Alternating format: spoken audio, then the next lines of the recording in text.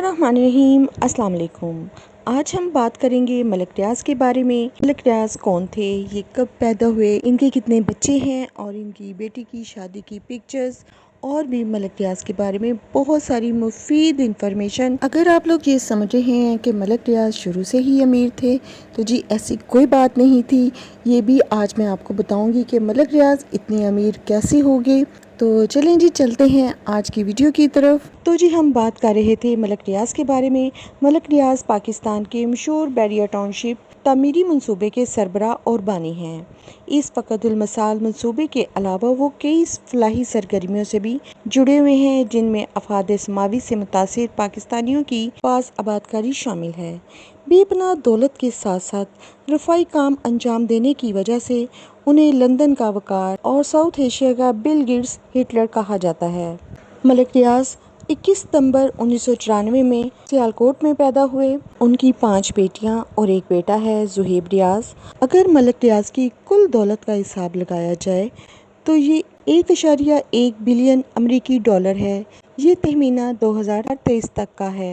मलिक रियाज जो कभी क्लर्क हुआ करते थे और अब वो 1 खरबपति बन चुके हैं और अभी तक उनका दौलत कमाने का सफर जारी है। मलिक रियाज जो इस वक्त 70 साल के करीब हो चुके हैं, वो एक ठेकेदार के घर पैदा हुए और इनके वालिद को कारोबार में काफी नुकसान हुआ, जिसके बाद मलिक रियाज को एक क्लर्क की नौकरी करना पड़ी क्योंकि वो मैट्रिक पास थे और उनको कोई और नौकरी मिल नहीं सकती थी। इसीलिए उनको बमुश्किल क्लर्क की नौकरी मिली जो उन्होंने खुशी से कर ली। फिर मलिक रियाज ने आहिस्ता आहिस्ता कारोबार में हाथ पांव चलाने शुरू किए। ये दर्जे के ठेकेदार की हैसियत से कारोबार स्टार्ट किया। ये इनकी ज़िंदगी का मुश्किल तरीन दौर था और तकरीबन वो अपने हर इंटरव्यू में ज़िंदगी की इन मुश्किलात का जिक्र ज़रूर करते हैं। मलिक रियाज पे एक ऐसा दौर भी आया जब उनको अपनी बेटी के इलाज के लिए घर के बर्तन बेचने पड़े। खुद उन्होंने कुल्ली की नौकरी भी की, लोगों के घरों में जाकर सफेदियां भी की। नाज़रीन, यहाँ मैं आपको एक और बात भी बताऊं, उन्होंने सड़कों पे तालकोल यानी कि वो जो लुक होती है वो भी बिछाने का काम किया। मलिक रियाज बताते हैं कि उनके पास 5 मरले का घर था और इनकी बीवी मरहुमा जो अब इस दुनिया में नहीं है, वो भी इनकी बीवी के नाम जो अब इस दुनिया में नहीं है। पाकिस्तान में 90 की दहाई में जब जमहूरी हुकूमतें गिराई जा रही थीं, तब मलिक रियाज ने ये भांप लिया था कि कारोबार में फ़ौज का साथ बहुत सूदमंद साबित होगा। ये भी सुनने में आया है कि मलिक रियाज एक दफ़ा सदर ज़ियाउल हक के पास गए और उनसे बोला कि बहरिया टाउन वाली जो ज़मीन जहाँ पे अब बहरिया टाउन बना हुआ है, वो ज़मीन का उनसे मुतालबा किया। तो उन्होंने कहा कि मैं तुम्हें कल सोच के बताऊँगा। अगले दिन बहुत इंतज़ार करने के बाद जब मलिक रियाज दोबारा सदर ज़ियाउल हक से मिले तो उन्होंने इनको अपने दफ्तर से गालियां देकर बाहर निकाल दिया। अब इसे चालाकी कहा जाए कि जहानत, ये आपकी मर्ज़ी है, लेकिन इस कम पढ़े लिखे और देहाती हुलिये के मालिक इंसान ने बड़े बड़े फौजी अफसरों को दौलत कमाने के बड़े मंसूबे दिखाए। मारूफ अस्करी तज्जिया नगार आयशा सदीका ने अपनी किताब में लिखा है कि पाकिस्तान के पास फौजी अफसरों ने ज़मीनें खरीदने में मलिक रियाज की बड़ी मदद की है और इसके इवज़ इन अफसरों को तयशुदा हिस्सा मिला। कामयाबी का सबसे पहला बड़ा कदम वो था जब नेवी ने रावलपिंडी के हाउसिंग प्रोजेक्ट से हाथ खींच लिया, लेकिन अपना नाम इस रिहायशी स्कीम से वापस ना ले सकी। मलिक रियाज का तेज दिमाग एक के बाद एक रिहायशी मंसूबा बनाता चला गया। हाउसिंग स्कीम के किसी भी फेज या सेक्टर का ऐलान इसी सूरत में किया जाता कि इस स्कीम का ज़मीन पर ना ही तो कोई वजूद होता और ना ही कोई नक्शा होता, लेकिन मंसूबा इतना पावरफुल करके पेश किया जाता कि लोग दरख्वास्त फार्म खरीदने के लिए घंटों लाइनों में लग जाते और फार्म खरीदने में इतनी धक्कमपेल हो जाती कि लाठी चार्ज और आंसू गैस के बावजूद लोग वहां से हटने को तैयार ना होते। ऐसे तो नहीं कि पैसे को मुहताज शख्स 15 से 20 सालों के अंदर अंदर खरबपति बन चुका है।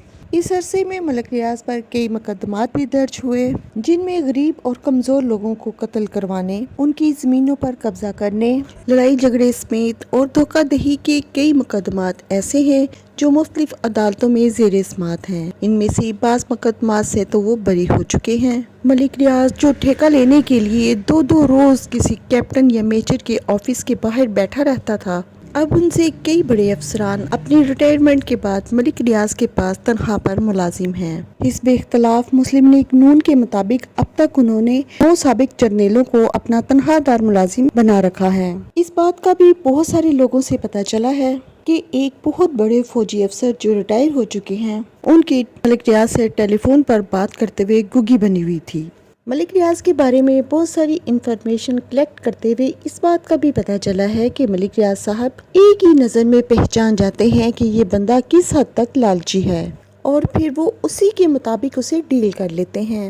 ملک ریاض ایک ایسی ہمہ گیر شخصیت ہیں جن کی حیرت انگیز طور پر بیک وقت پاکستان کے سابق، موجودہ اور مستقبل میں ممکنہ فوجی افسران کے ساتھ قریبی تعلقات ہیں۔ سن 1999 میں ان پر نیب کے بے شمار مقدمات تھے، لیکن پھر وہ وقت آیا جب وہ مشرف کے بھی دوست بن گئے۔ اس کے علاوہ سابقہ صدر زرداری کے ساتھ بھی ان کی بہت زیادہ دوستی ہے جو آج بھی ان کے کام آ رہی ہے۔ جبکہ آپ لوگ جانتے ہیں کہ 2024 میں صدر زرداری اب دوبارہ پاکستان کے پریزیڈنٹ بن چکے ہیں، تو اب دوبارہ سے ملک ریاض سرخیوں میں آنا شروع ہو گئے ہیں۔ ملک ریاض صاحب بہت زبردست طریقے سے اپنی آل اولاد کے لیے اتنا کچھ بنا رہے ہیں کہ کوئی عام انسان تو اس کے بارے میں سوچ بھی نہیں سکتا۔ اس بات میں کوئی شک نہیں کہ ملک ریاض نے پاکستان کی مڈل کلاس کی ضروریات پر فوکس کیا اور ان کے لیے ایسی رہائشی اسکیمیں بنائیں جو دیگر کے مقابلے میں نسبتاً اعلیٰ معیار کی اور سستی ہیں۔ بے شمار لوگوں کی مالی امداد بھی کی، غریبوں کے علاج معالجے کی سہولیات بھی دیں، اور بہت سارے غریب بچے ان کی تعلیمی اداروں میں مفت تعلیم حاصل کرتے ہیں۔ اس کے علاوہ پاکستان کے مختلف شہروں میں لوگوں کو مفت کھانا کھلانے کے لیے بحریہ دسترخوان لگائے جاتے ہیں، لیکن ان کے مخالفین کا کہنا ہے کہ یہ سب کچھ حلوائی کی دکان پر نانا جی کی فاتح ہے، یعنی کہ غریبوں سے لوٹا ہوا غریبوں پر ہی خرچ کرنا۔ بہت سارے لوگوں کا یہ بھی کہنا ہے کہ ناجائز طریقے سے کمائی ہوئی دولت کا کچھ حصہ غریبوں پر خرچ کرنے سے کالا دھن سفید نہیں ہو جاتا۔ لیکن یہ بات بھی حقیقت ہے کہ ملک ریاض اس وقت پاکستان کے رابن ہوڈ بن چکے ہیں، جن کے خلاف کوئی بھی کھڑا ہونے کی جرات نہیں کرتا۔ تو پیارے دوستو، ملک ریاض جو کبھی ایک معمولی کلرک ہوا کرتے تھے، اب وہ ایک کھرب پتی بن چکے ہیں۔ ان کی زندگی کی بہت ساری پوشیدہ باتیں آج میں نے آپ کے ساتھ شیئر کی۔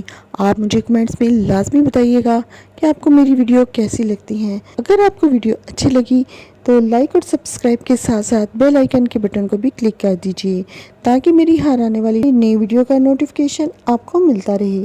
اپنا بہت سا خیال رکھیے گا۔ بہت ساری دعاؤں کے ساتھ ملتے ہیں اپنی کسی اگلی ویڈیو میں کسی نئے ٹاپک کے ساتھ۔ تب تک کے لیے اللہ حافظ۔